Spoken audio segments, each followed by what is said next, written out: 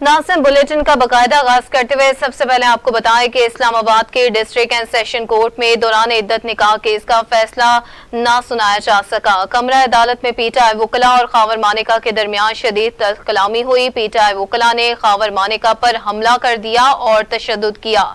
इद्दत निकाह केस में पीटीआई वकला नईम पंजोथा, खालिद यूसुफ और दीगर पेश हुए, जबकि बुशरा बीबी के साबिक शोहर खावर मानिका भी कमरा अदालत में आए। दौरान समाअत खावर मानिका ने अदालत को बताया कि मुझे कुछ कहने के लिए 10 मिनट दिए जाएं। मैं बताना चाहता हूं कि मैं किस दुख से गुजर रहा हूं। जिस पर जज शाहरुख अर्जुमन ने रिमार्क्स दिए कि अपने वकील से कहें कि आपकी बात बताएं। जिस पर खावर मानिका ने कहा कि मेरे एहसासात मेरा वकील नहीं बता सकता। खावर मानिका इसरार करते हुए कहा कि मुझे मालूम है कि क्या फैसला होना है। जिस पर वकील पीटीआई ने कहा कि खावर मानिका को तौहीन अदालत का नोटिस जारी करें। उसके बाद खावर मानिका ने कहा कि मैं तुमसे बात नहीं कर रहा, अदालत से कर रहा हूं। जिस पर नईम पंजोता ने कहा कि खावर मानिका सिर्फ अदालती कार्रवाई में ताखीर चाहते हैं। खावर मानिका ने कहा कि मैं देहात से ताल्लुक रखता हूं, मेरी बेटी का सोशल मीडिया पर जाली तलाकनामा बनाया गया, मैं गरीब आदमी हूं, मेरी सुन ले। खावर मानिका के जुमले पर पीटीआई कारकुनान ने खूब नारेबाजी की। चेयरमैन तहरीक इंसाफ बैरिस्टर गौहर का कहना है कि इद्दत के दौरान निकाह केस का फैसला आज सुनाया जाना था, मगर खावर मानिका ने अदालत से 10 मिनट का वक्त मांगा। अदालत ने 10 मिनट की बजाय आधे घंटे का वक्त दिया। बैरिस्टर गौहर कहते हैं कि खावर मानिका ने अदालत के अंदर गैर इखलाकी गुफ्तगू की। खावर मानिका ने जो जुबान इस्तेमाल की वो हम बयान नहीं कर सकते। उन्होंने मजीद कहा कि हम अदलिया से इंसाफ की अपील दायर करते हैं।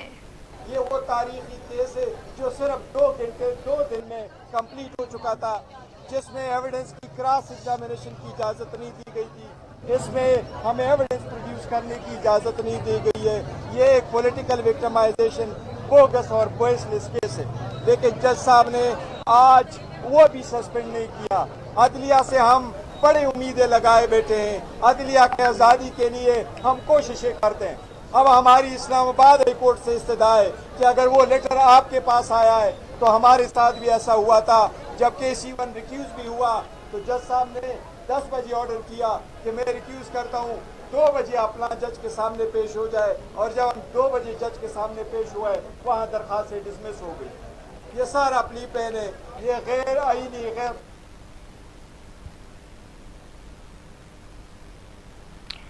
पीटीआई सीनियर रहनुमा सेनेटर शिबली फराज का कहना है कि खावर मानिका ने गलत जुबान इस्तेमाल की और फहाश बातें की।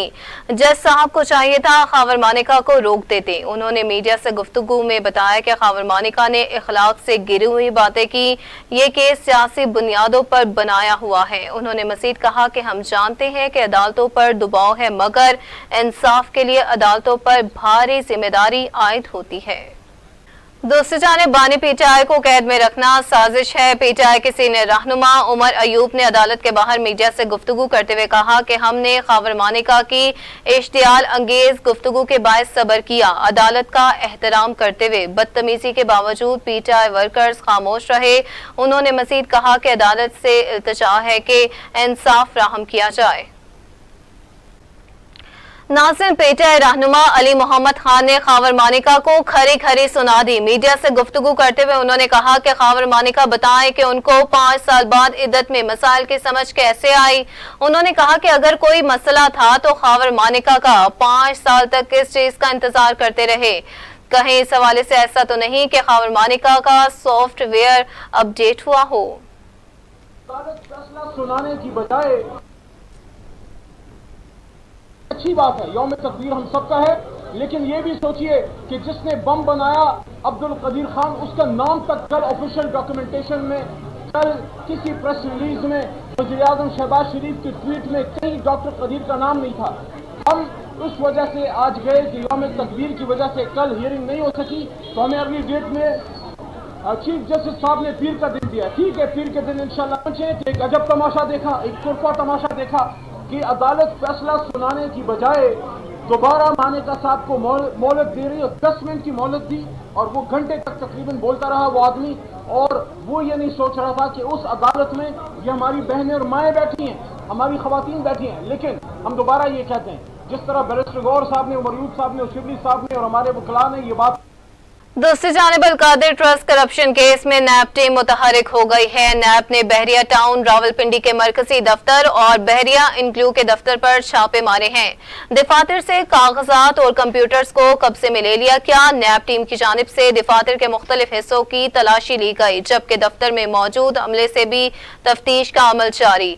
नैब टीम ने दफ्तर से मिलने वाले कागजात कब्जे में लेकर दफ्तर को सील कर दिया। छापे अलकादिर ट्रस्ट केस में रिकॉर्ड कब्जे में लेने के लिए मारे गए हैं। पंजाब पुलिस और एलीट फोर्स के एहलकार भी नैब टीम के हमरा मौजूद थी।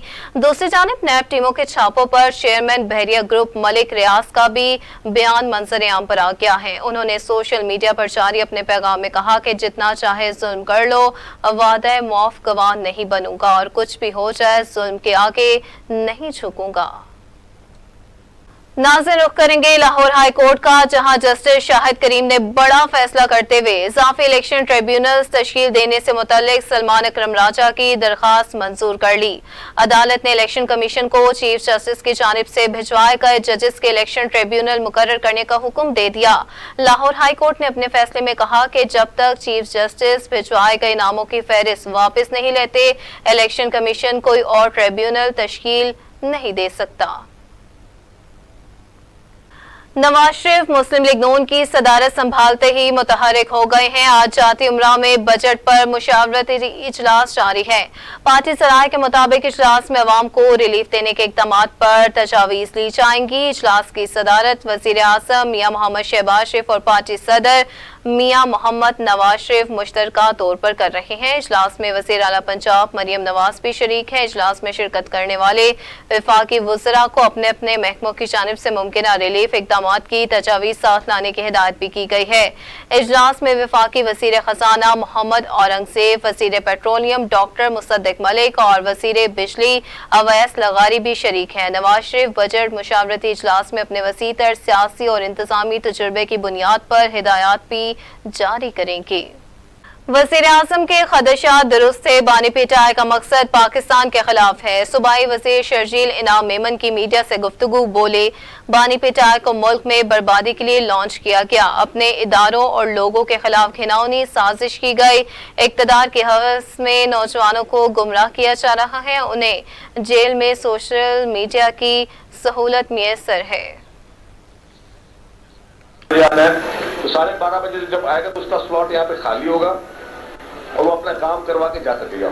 ये सारी एक्सरसाइज का मकसद ये है कि अरबों रुपए जो है वो टैक्स की मद में एक्साइज एंड टैक्सेशन डिपार्टमेंट लेता है। बिलियंस ऑफ रुपीज के टैक्सेस के टारगेट होते हैं, वो लेता है और फिर वही जो है उसने फिर सरकार को देने होते हैं। अवाम और अवाम की मद में हमने जब पहले भी कल परसों भी असेंबली क्वेश्चन आवर में ये बात हो रही थी कि पब्लिक जो है, कुछ लोग पब्लिक नहीं देती तो वो ये बहाना करते कि हमें फैसिलिटी नहीं है, हमें टाइम नहीं है। तो उसी लिए ये हमने ये फैसिलिटी प्रोवाइड की कि लोगों को हम ऑनलाइन सर्विस भी दें, लोगों को अपॉइंटमेंट सर्विस भी दें और यहाँ पे उनको माहौल इतना अच्छा साजगार माहौल मिले कि लोग बेजार ना हो कि तो सरकार को किसी को भी अपनी जेब में से पैसे निकालते हुए वैसे ही एक परेशानी होती है, लेकिन एक वो परेशानी ऊपर से माहौल की परेशानी, तो लोगों के लिए वो